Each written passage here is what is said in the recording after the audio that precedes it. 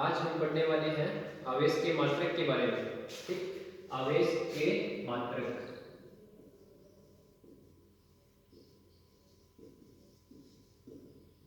ये 12वीं क्लास का बहुत ही इंपॉर्टेंट टॉपिक है, आवेश के मात्रक। यानी कौन सी पद्धति में कौन कौन से मात्रक हैं आवेश के।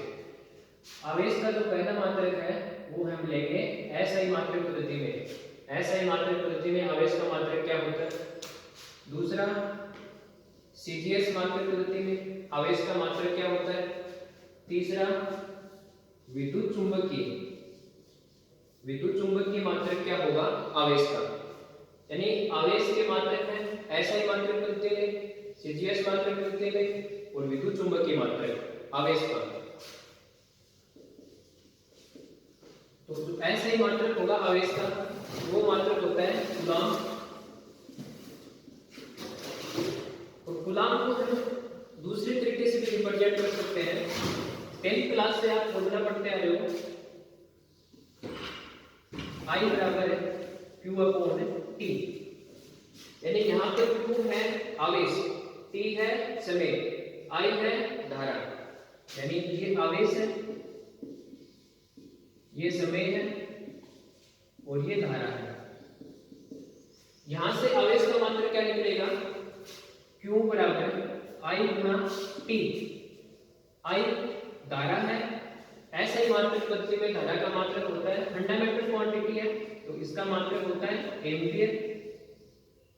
समय का मात्रक होता है सेकंड। यानी जो कूलाम है उसको हम एम्पियर गुना सेकंड में लिख सकते हैं। अब आपसे पूछे कि आवेश का ऐसा ही मात्रक पद्धति में मात्रक क्या होगा, तो आप बोलोगे कूलाम या एम्पियर गुणा सेकंड। अब दूसरी मात्रक पद्धति सीजीएस मात्रक पद्धति में आवेश का मात्रक क्या होगा, सीजीएस मात्रक पद्धति में। तो सीजीएस मात्रक पद्धति में आवेश का मात्रक होगा स्टेप कूलाम, यानी ESU। इसको हम ये बोल सकते हैं सीजीएस मात्रक पद्धति में आवेश का मात्रक स्टेप कूलाम। इसको ESU से डिनोट करेंगे या फ्रैंकलिन दोनों बोल सकते हो आप। सीजीएस मात्रक पद्धति में स्टेप कूलाम भी होता है और फ्रैंकलिन भी होता है, दोनों मात्रक होते हैं सीजीएस मात्रक पद्धति में। ऐसे मात्रक पद्धति में कूलाम और एम्पियर गुणा सेकंड होता है, सीजीएस मात्रक पद्धति में स्टेप कूलाम और फ्रैंकलिन होता है। यही जो मात्रक है स्टेप कूलाम और फ्रैंकलिन, ये आवेश का सबसे छोटा मात्रक होता है। आवेश का सबसे छोटा मात्रक, आवेश का सबसे छोटा मात्रक आपसे पूछे तब आप बोलोगे स्टेट कूलाम या फ्रैंकलिन। स्टेट कूलाम को हम ESU से भी लिख सकते हैं और फ्रैंकलिन को हम FR से भी लिख सकते हैं।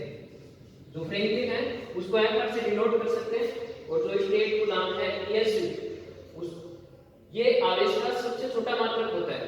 ठीक, अभी विद्युत चुंबकीय की बात करें तो स्टेट कूलाम और कूलाम इन दोनों में क्या संबंध होगा। जब आपसे न्यूमेरिकल पूछेंगे तो क्वेश्चन में स्टेट कूलाम भी मिल सकता है और कूलाम भी मिल सकता है, तो आपको चेंज करना होगा। कभी कभी स्टेट कूलाम की जगह कूलाम आएगा, कूलाम की जगह स्टेट कूलाम आएगा, तो दोनों में क्या संबंध होगा ये हमें समझना होगा। तो एक कूलाम बराबर होता है 3 गुणा 10 की पावर 9 ESU। इसका मतलब क्या हुआ कि एक कूलाम में 3 गुणा 10 की पावर 9 स्टेट कूलाम होता है, या फ्रैंकलिन बोल सकते हैं हम इसको ऐसा। अभी क्या बताया मैंने, आवेश के मात्रक ऐसा ही मात्रक पद्धति में आवेश का मात्रक कूलाम। दूसरा कूलाम को हम क्या लिख सकते हैं, I बराबर Q अपॉन T। यहां से Q बराबर आवेश बराबर क्या आएगा I गुणा T, यानी एम्पीयर गुणा सेकंड। तो एम्पीयर गुणा सेकंड और कूलाम दोनों ही मात्रक ऐसा ही मात्रक पद्धति में है आवेश की। ऐसा ही मात्रक पद्धति को हम एम्पियर्स मात्रक पद्धति भी लिख सकते हैं। ठीक है, या एम्पियर्स भी पूछ सकता है, तब भी कूलाम या एम्पीयर गुणा सेकंड आएगा। लेकिन जब सीजीएस में पूछे तब आप क्या लिखोगे, स्टेट कूलाम ESU या फ्रैंकलिन और ये आवेश का सबसे छोटा मात्रक होता है। और कूलाम में और इसमें क्या संबंध होगा, एक कूलाम बराबर कितना होता है 3 × 10⁻⁹ ES या फ्रैंकलिन। ठीक है। अब जो तीसरा मात्रक था विद्युत चुंबकीय मात्रक आवेश का, उसके बारे में डिस्कस करते हैं।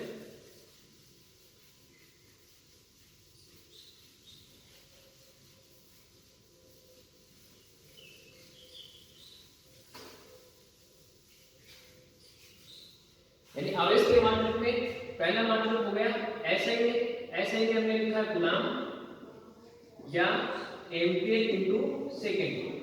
दूसरा CGS में लिखा है स्टेट कूलाम या फ्रैंकलिन, इसको FR से डिनोट किया है और इसको डिनोट किया है ES से। और दोनों में संबंध क्या बताया है, एक कूलाम बराबर 3 × 10⁻⁹ ESU या फ्रैंकलिन। अब जो तीसरा मात्रक था विद्युत चुंबकीय मात्रक आवेश का, ये तीनों मात्रक आपको याद रखने। आरकेसी में एक नंबर याद रखने पूछ सकता है आवेश के मात्रक। तो विद्युत चुंबकीय जो मात्रक होगा वो होगा 1 कूलाम, 1 कूलाम। ठीक है। अब 1 कूलाम और कूलाम में क्या संबंध होगा, जैसे देखो कूलाम में और ESU या फ्रैंकलिन में संबंध होता है, उसी प्रकार 1 कूलाम में भी कोई संबंध होगा कूलाम के साथ, उसको हम कैसे डिनोट करेंगे, तो वो होता है 1 कूलाम बराबर 1/10 1 कूलाम, ये संबंध होता है। अब चौथा है आवेश का सबसे बड़ा मात्रक। आवेश का सबसे छोटा मात्रक कौन सा हो गया, स्टेट कूलाम या फ्रैंकलिन। और आवेश का सबसे बड़ा मात्रक, आवेश का सबसे बड़ा मात्रक, आवेश का सबसे बड़ा मात्रक होता है फेराडे। आपके 4 के चैप्टर में एक नाम आएगा फेराडे, तो वो अलग है, तो यहाँ फेराडे है। इस फेराडे को ध्यान से समझिए। फेराडे आवेश का सबसे बड़ा मात्रक होता है, आवेश का सबसे बड़ा मात्रक होता है फेराडे। ठीक है। और 1 फेराडे बराबर होता है 96,500 कूलाम। अब ये सारे पैरामीटर यानी coulomb, ampere × second, state coulomb, Franklin, दोनों में से कोई भी बोल सकते हो, या 1 कूलाम या फेराडे, इन सभी का यूज कहाँ होगा, इन सभी का यूज जब हम न्यूमेरिकल सोल्व करेंगे, क्वेश्चन सोल्व करेंगे, उसमें यूनिट चेंज करने में काम आएगा। कभी कभी आपको क्वेश्चन मिलेगा स्टेट कूलाम में, उसको फिर आप बदलोगे इसमें, यानी सारे जो क्वेश्चन है न्यूमेरिकल वो इसी में सोल्व होंगे। तो आपको फेराडे भी मिल सकता है, 1 कूलाम भी मिल सकता है, कुछ भी मिल सकता है क्वेश्चन में, लेकिन आपको इसमें चेंज करना होगा, तो उसके लिए आपको संबंध चाहिए, तो वो संबंध है इसमें। ठीक है। तो आपका ये टॉपिक था आवेश के मात्रक। अगला जो टॉपिक है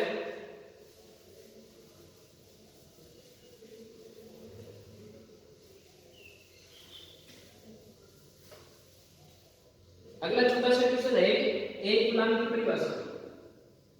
1 कूलाम की परिभाषा, 1 कूलाम की परिभाषा में क्या लिखेंगे, तो अभी देखो I बराबर क्या लिखा आपने Q/T, सिंपल फॉर्मूला है, दूसरी क्लास से पढ़ते जा रहे हैं। I बराबर Q/T, तो यहां से Q बराबर कितना आएगा I × T। अब आपको 1 कूलाम की परिभाषा लिखनी है। 1 कूलाम, कूलाम किसका मात्रक होता है, आवेश का। कूलाम मात्रक होता है आवेश का, यानी ये जो आवेश है इसको आपको 1 करना है। ये 1 कब हो सकता है, जब धारा 1 हो और समय भी कितना हो, 1 हो। तो इसके लिए हम क्या करेंगे, जैसे कोई भी ये वायर है, यहां से बैटरी कनेक्ट है, कोई भी प्लस माइनस बैटरी है। अब इस बैटरी से 1 सेकंड में, यानी टी को हमें 1 सेकंड करना है, मात्रक सहित 1 सेकंड, और धारा को कितना करना है 1 एम्पीयर, तभी तो 1 कूलाम आएगा। यानी इसका मान कितना 1 कूलाम बराबर 1 एम्पीयर × 1 सेकंड। यानी 1 कूलाम कब आ सकता है, जब इस बैटरी से 1 सेकंड में, यानी 1 सेकंड में कितनी धारा ली जाए 1 एम्पीयर, तभी ये क्वांटिटी 1 हो सकती है। यानी 1 सेकंड में कितनी धारा ली जाए 1 एम्पीयर, तभी आवेश का मान कितना आएगा, 1 कूलाम आएगा। तो ये आपकी 1 कूलाम की परिभाषा, छोटा सा क्वेश्चन था बीच में। अभी जो टॉपिक हुए वो है, इधर मैं लिख दे रहा हूं, आवेश के मात्रक, 3 मात्रक पद्धति में मैंने मात्रक बताए आवेश के मात्रक। दूसरा 1 कूलाम की परिभाषा,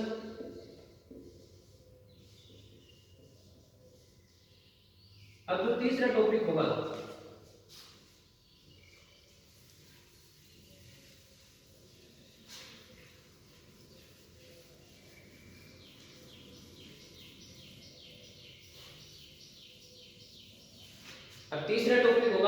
आवेश के गुणधर्म।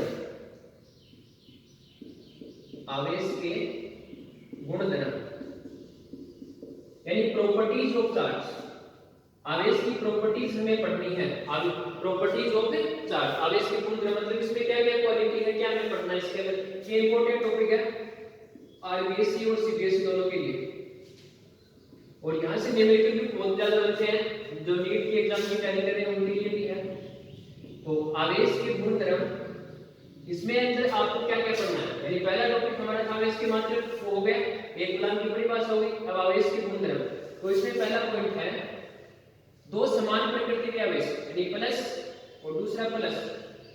आप इसको लाइक चार्ज भी बोल सकते हो, लाइक चार्ज यानी एक समान चार्ज। लाइक चार्ज का मतलब है एक समान चार्ज, ये एक दूसरे को प्रतिकर्षित करेंगे,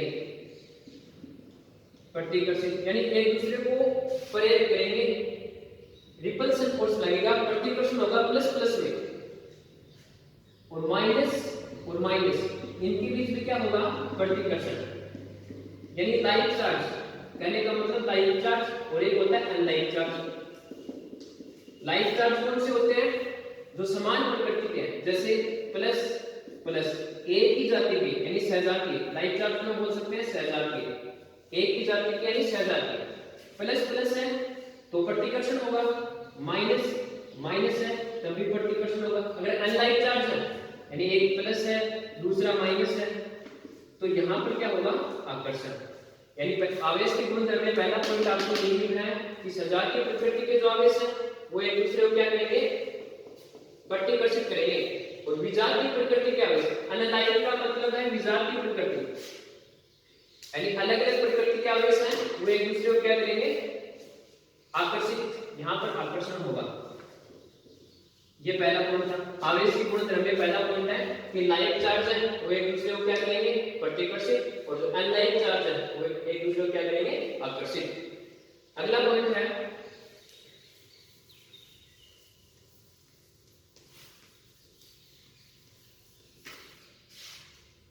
दूसरा पॉइंट आवेश के गुणधर्म में, इसी टॉपिक में दूसरा पॉइंट है आवेश के गुणधर्म में, आवेश का क्वांटीकरण। आवेश का क्वांटीकरण ये बहुत ही इंपॉर्टेंट टॉपिक है, आवेश का क्वांटीकरण। इस पर न्यूमेरिकल पूछते रहते हैं, 1 नंबर में न्यूमेरिकल आ सकता है इसके ऊपर, पीछे के सालों में भी पूछा हुआ क्वेश्चन है। बहुत इंपॉर्टेंट टॉपिक है आवेश का क्वांटीकरण, यानी आवेश के गुणधर्म नहीं है, आवेश का क्वांटीकरण क्या होता है। इसमें क्वांटीकरण का मतलब होता है टुकड़ों के रूप में, मतलब छोटे छोटे पीस के रूप में आवेश का क्वांटीकरण। एक होता है सतत, सतत का मतलब होता है लगातार, कंटीन्यूअस।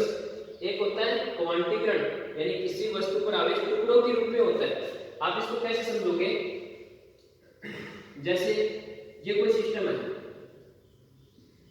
ठीक है, इसमें कम से कम आवेश कितना हो सकता है, इसमें कम से कम आवेश हो सकता है 1 इलेक्ट्रॉन, ठीक है। तो आवेश का क्वांटीकरण है, उसमें क्या बताया गया कि किसी भी निकाय पर या किसी भी वस्तु पर कम से कम आवेश कितना हो सकता है, यानी मिनिमम चार्ज कितना हो सकता है, वो इलेक्ट्रॉन के चार्ज के बराबर हो सकता है। इलेक्ट्रॉन के चार्ज के बराबर हो सकता है, यानी किसी भी सिस्टम पर, किसी भी निकाय पर, किसी भी वस्तु पर कम से कम चार्ज कितना हो सकता है, इलेक्ट्रॉन के आवेश के बराबर हो सकता है।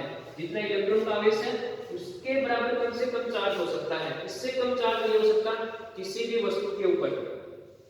दूसरी बात, इसको हमें अलग तरीके से कैसे डिफाइन कर सकते हैं, जैसे Q इक्वल टू मैंने लिखा प्लस माइनस एन, यानी किसी भी वस्तु पर आवेश इस प्रकार से हम डिनोट करेंगे, यानी इलेक्ट्रॉन के आवेश का पूर्ण गुणज होगा। आवेश का क्वांटीकरण क्या है? पहली बात इसमें ध्यान रखनी है, किसी भी वस्तु पर कम से कम आवेश कितना हो सकता है? इलेक्ट्रॉन के आवेश के बराबर। पिछले वीडियो में मैंने बताया था आवेश के लिए उत्तरदायी कौन होता है? इलेक्ट्रॉन। अगर ज्यादा इलेक्ट्रॉन हुए तो माइनस का चिन्ह आएगा, कम इलेक्ट्रॉन हुए तो प्लस का चिन्ह आएगा। यानी मिनिमम चार्ज होगा किसी वस्तु पर वो इलेक्ट्रॉन के आवेश के बराबर होगा। दूसरी बात, मैथमेटिकली इस बात को कैसे लिखेंगे? Q बराबर प्लस माइनस Na, यानी किसी वस्तु पर आवेश इलेक्ट्रॉन के आवेश का पूर्ण गुणज होगा। यानी n का मान है यहाँ 1 2 3 4 5 6 इस प्रकार ये n का मान है यहाँ। तो अगर मैंने लिखा Q बराबर प्लस E, यानी n का मान मैंने यहाँ कितना कर दिया? 1, तो किसी वस्तु से कितना इलेक्ट्रॉन निकाला गया? 1 इलेक्ट्रॉन निकाला गया, तभी तो यहाँ प्लस है। अगर मैं इस तरह से लिखता माइनस की, यानी 1 इलेक्ट्रॉन इसको दिया गया तब यहाँ माइनस है। दूसरी बात, अगर इसको मैं ऐसे लिखूं 2e, तो इसका मतलब क्या हुआ? इस निकाय में कितने इलेक्ट्रॉन होंगे? 2, यानी n का मान कितना लग गया? 2। पहले n का मान कितना लगा? 1। तो Q equal two plus minus Na। n क्या है? नंबर ऑफ इलेक्ट्रॉन, 1 2 3 4, यानी किसी वस्तु में कितने इलेक्ट्रॉन है। और E क्या है? इलेक्ट्रॉन का आवेश। तो इसकी जब आप थ्योरी लिखोगे तो उसमें आपको क्या लिखना है? किसी भी वस्तु पर आवेश कम से कम कितना हो सकता है? इलेक्ट्रॉन के आवेश के बराबर। इससे कम किसी वस्तु पर आवेश नहीं हो सकता। दूसरी बात, मैथमेटिकली आप जब आप लिखोगे तब लिखोगे Q बराबर प्लस माइनस n, यानी किसी वस्तु पर आवेश इलेक्ट्रॉन के आवेश का पूर्ण गुणज होता है। यानी यहाँ पर अगर मैं 0 कर दूं तो कोई आवेश नहीं आएगा ना, इसीलिए ये संख्या 1 से स्टार्ट की गई है, प्लस माइनस n। किसी भी वस्तु पर आवेश है क्यों आवेश है, इलेक्ट्रॉन के आवेश का क्या होता है? पूर्ण गुणज होता है। ठीक है, अब इसको एक नए तरीके से समझते हैं, फिर समझ में आएगा।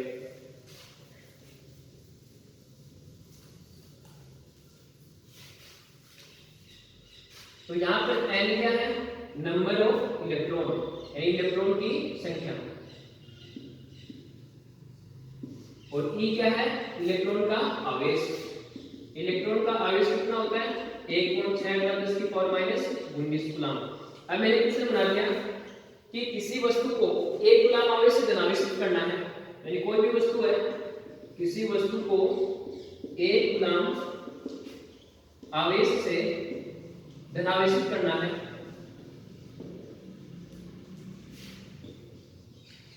तो उससे कितने इलेक्ट्रॉन निकाले। ठीक है, यानी कोई भी वस्तु आपके पास, उसको कितने कूलम से धनावेशित करना है? 1 कूलम धनावेश से आवेशित करना है, यानी उस पर 1 कूलम धनावेश लेकर आना है मुझे, तो उससे कितने इलेक्ट्रॉन निकाले? कितने इलेक्ट्रॉन निकाले, यानी इलेक्ट्रॉन निकलेगा तब तो धनावेश आएगा। अगर इलेक्ट्रॉन देंगे तो क्या आएगा? ऋणावेश। प्लस माइनस के लिए उत्तरदायी कौन है? इलेक्ट्रॉन।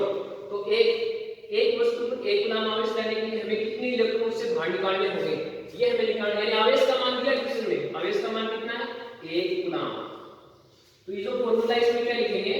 आवेश की जगह 1 कूलम बराबर धनावेशित करना है तो चिन्ह प्लस का रखेंगे, प्लस कितने इलेक्ट्रॉन निकाले, यानी नंबर ऑफ इलेक्ट्रॉन पूछा है, नंबर ऑफ इलेक्ट्रॉन n हमें निकालना है। ये क्या है? इलेक्ट्रॉन का आवेश 1.6 × 10⁻⁻⁰, यानी n का मान निकालना है हमें। तो यहाँ से n बराबर कितना जाएगा? 1/1.7 तो बराबर कितना बचेगा? इसको सोल्व करेंगे तो आएगा 6.25 × 10⁻18 इलेक्ट्रॉन। यानी किसी वस्तु को 1 कूलम धनावेश देने के लिए कितने इलेक्ट्रॉन चाहिए? 1 कूलम धनावेश लाने के लिए 6.25 × 10⁻18 इलेक्ट्रॉन उससे बाहर निकालने होंगे। ठीक है, ये आपका पहला पॉइंट है, आवेश का क्वांटीकरण। इससे पहले हुआ था सजातीय प्रकृति के आवेश एक दूसरे को प्रतिकर्षित करते हैं और विजातीय प्रकृति के आवेश एक दूसरे को आकर्षित करते हैं। 2 पॉइंट हो गए आवेश के गुणधर्म में, आवेश के गुणधर्म में 2 पॉइंट हो गए। तीसरा पॉइंट है यानी आवेश के क्वांटीकरण में, आवेश के क्वांटीकरण में आपको फॉर्मूला ध्यान रखना है प्लस माइनस n, यानी किसी भी वस्तु पर आवेश इलेक्ट्रॉन के आवेश का पूर्ण गुणज होता है। यानी पूर्ण गुणज का मतलब समझ गए, आधा नहीं हो सकता, n का मान कभी भी आप आधा नहीं बोल सकते, 3/2 नहीं बोल सकते, पूर्ण गुणज होगा 1 2 3, यानी कम से कम किसी भी वस्तु पर कम से कम आवेश कितना हो सकता है? इलेक्ट्रॉन के आवेश के बराबर हो सकता है। ठीक है, ये आवेश का क्वांटिटीकरण में था, एक न्यूमेरिकल भी हो गया इसका। तीसरा पॉइंट है आवेश का संरक्षण।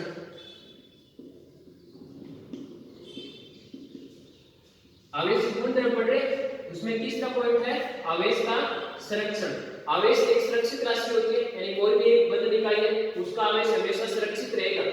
आपने 10वीं क्लास से लाइन पढ़ी है कि आवेश को न तो उत्पन्न किया जा सकता है और न ही नष्ट किया जा सकता है, ये बहुत पुरानी थ्योरी है। ठीक है, इसको आप मैथमेटिकल कैसे समझोगे, जैसे ये कोई इकाई है आइसोलेट विलगित इकाई है, ये बाह्य वातावरण के संपर्क में नहीं है, इसमें प्लस क्यू आवेश प्लस 2 क्यू आवेश इस प्रकार है। तो इस टोटल आवेश कितना हो गया इसका, प्लस 2 प्लस 2 क्यू प्लस कितना हो गया 3 क्यू। यानी आवेश के संरक्षण में सीधे शब्दों में कहें तो हम यही बोलेंगे कि आवेश को न तो उत्पन्न किया जा सकता है और न ही नष्ट किया जा सकता है, एक रूप से दूसरे रूप में ट्रांसफर कर सकते हैं। ये इसकी थ्योरी में लिखना आपको। दूसरी बात, इसको आप समझोगे कैसे, जैसे यूरेनियम है, इसका द्रव्यमान होता है 238, परमाणु क्रमांक कितना होता है इसका 92। नाभिकीय विखंडन प्रक्रिया आपके 12वीं क्लास में चैप्टर नंबर 14 आएगा, उसमें ये रिएक्शन है आवेश रिएक्शन। इसी रिएक्शन से आप आसानी से समझ जाओगे। यूरेनियम है 238, इसका मास है 92, इसका परमाणु क्रमांक है। यूरेनियम जब विखंडित होगा, जब इस पर हम न्यूट्रॉन अप्लाई करेंगे यूरेनियम पर, जब न्यूट्रॉन अप्लाई करेंगे तो ये घटकों में टूटेगा यूरेनियम, तो क्या बनेगा इससे थोरियम। यानी इसका मास कितना होगा 234 प्लस इसका परमाणु क्रमांक कितना हो गया 90, और साथ में क्या निकलेगा हीलियम He4, और यहाँ कितना लगा परमाणु क्रमांक इसका 2, इसका मास कितना हो गया 4। अब देखो आवेश संरक्षित कैसे रहा, यूरेनियम टूटकर 2 भागों में होगा, एक थोरियम एक हीलियम। तो यहाँ पर इलेक्ट्रॉन की संख्या कितनी है, इस पर कोई प्लस माइनस नहीं है, तो प्लस माइनस नहीं है तो क्या मतलब है, जितने प्रोटॉन उतने इलेक्ट्रॉन है इसमें, यानी प्रोटॉन और इलेक्ट्रॉन की संख्या बराबर है, तभी तो इसमें प्लस माइनस नहीं है। तो इसमें प्रोटॉन कितने हैं 92, तो इलेक्ट्रॉन भी कितने हो गए 92। अब इसमें इलेक्ट्रॉन कितने हैं, इसमें इलेक्ट्रॉन है 9, इसमें इलेक्ट्रॉन कितने हैं 2। अब देखो यहाँ टोटल इलेक्ट्रॉन हो रहा है 92 और यहाँ इलेक्ट्रॉन भी कितने हो गए 92, यानी आवेश सुरक्षित रहा। आवेश हमेशा सुरक्षित रहता है, इधर 92 था इधर भी 92 हो गए, लेकिन ये एक दूसरे रूप में बदल सकता है। आवेश एक रूप से दूसरे रूप में बदल गया, यानी इस पर यूरेनियम पर थे टोटल 92, अब किस पर आ गए 90 थोरियम पर आ गए और 2 किस पर आ गए हीलियम पर, यानी एक रूप से दूसरे रूप में बदल गया। लेकिन रहा उतना ही, इस पर भी 92 और इधर भी कितना है 92। दूसरे एग्जांपल आवेश संरक्षण का,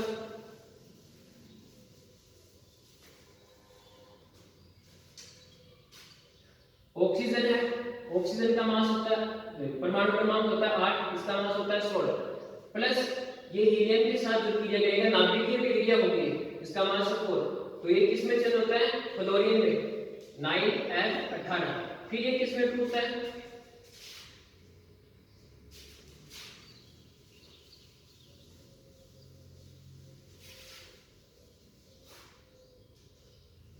एक हाइड्रोजन का समस्थानिक, प्रोटॉन ड्यूटेरियम ट्राइटियम होता है, तो ये पहला समस्थानिक है हाइड्रोजन का 1H1।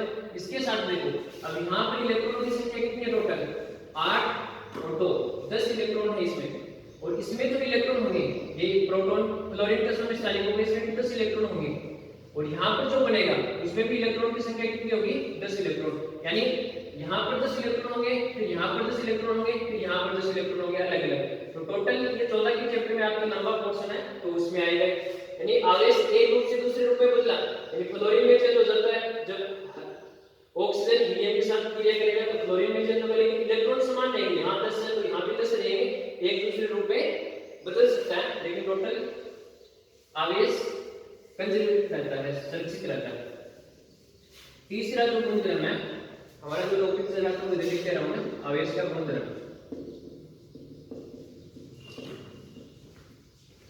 तीसरा टॉपिक तीसरा है यानी आवेश का योग। आवेश का योग हम कैसे करेंगे, आवेश का योग कैसे करेंगे। आवेश अदिश राशि होती है, अदिश राशि। अदिश राशि का मतलब है इसका बीजगणितीय योग करेंगे हम, डायरेक्ट बीजगणितीय 1 + 1 2 2 + 2 4, इस प्रकार हम आवेश का कौन सा योग करेंगे, बीजगणितीय योग करेंगे, क्योंकि आवेश कैसी राशि होती है, अदिश राशि होती है। आवेश आवेश की कोई निश्चित डायरेक्शन नहीं होती है, इसलिए आवेश का कौन सा योग होता है, बीजगणितीय योग। ये बात आपको ध्यान रखनी है। आवेश कैसी राशि होती है, अदिश राशि, अदिश राशि होती है आवेश। तो जब आपसे ऐसे पूछे, एग्जांपल देखो, जैसे ये आवेश कोई निकाय है, एग्जांपल है। अब आपसे ऐसे पूछे निकाय का कुल आवेश ज्ञात करो, निकाय का कुल आवेश ज्ञात करो। तो इस निकाय का कुल आवेश कितना बताओगे, +q और -2q। यानी आपको कौन सा योग करना है, बीजगणितीय योग, चिन्ह सही, बीजगणितीय योग, यानी चिन्ह सहित आपको योग करना है। यानी यहाँ पर +q और यहाँ पर -2q, माइनस का 2q है तो माइनस का 2q लिख दिया, प्लस का q तो प्लस का q लिख दिया, तो कितना बच गया, माइनस का q। तो कुल आवेश इसके ऊपर कितना जाएगा, -q। यानी आवेश का जब हम योग करेंगे तो कौन सा योग करेंगे, बीजगणितीय योग। बीजगणितीय योग का मतलब है, बीजगणितीय योग क्यों हो रहा है, क्योंकि आवेश कैसी राशि है, सदिश, अदिश राशि है। तो अदिश राशि है, अगर सदिश राशि होती तो हम ये योग करते p² + q² + 2pq cos theta, ये सदिश योग करते हैं। लेकिन अभी कैसी राशि है आवेश, आवेश एक अदिश राशि होने के कारण कौन से योग का पालन करती है, बीजगणितीय योग, यानी अलजेब्रिक सम, बीजगणितीय योग का पालन करती है। ठीक है, अगला पॉइंट, आवेश की गुण द्रव्य।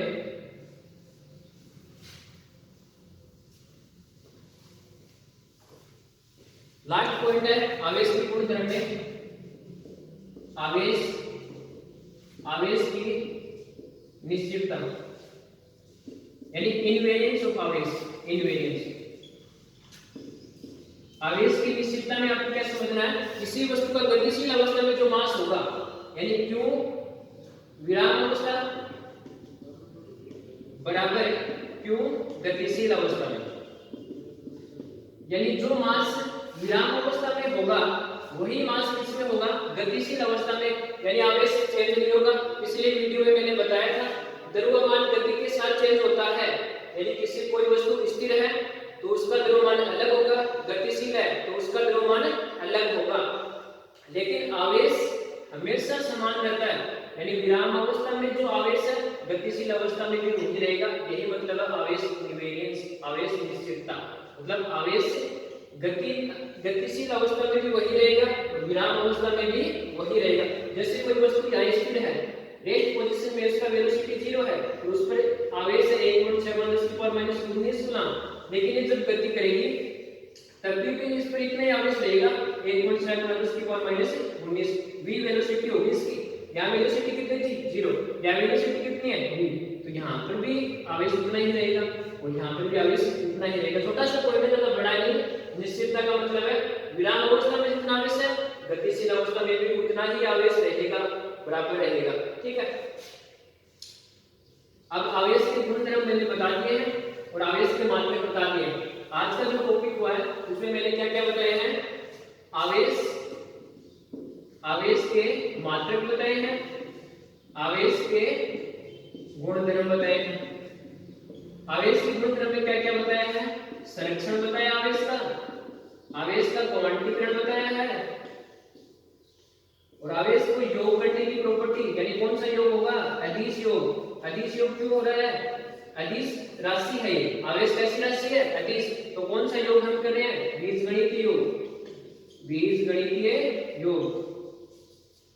1 पॉइंट, 2 पॉइंट, 3 पॉइंट और चौथा पॉइंट मैंने क्या बताया, आवेश का संरक्षण हो गया, क्वांटीकरण हो गया, योग हो गया और लास्ट को 1 पॉइंट बताया निश्चितता, यानी गतिशील अवस्था में जो मास है वही किसमें रहेगा, स्थिर अवस्था में। अब तो नेक्स्ट वीडियो आएगा उसमें इनके एग्जांपल रहेंगे और अगला जो टॉपिक है कूलॉम नियम वो रहेगा। आज की ये टॉपिक हुए हमारे और अगला जो टॉपिक आएगा उसमें इसके एग्जांपल और कूलॉम नियम। ठीक है, ये नेक्स्ट वीडियो में हम करेंगे।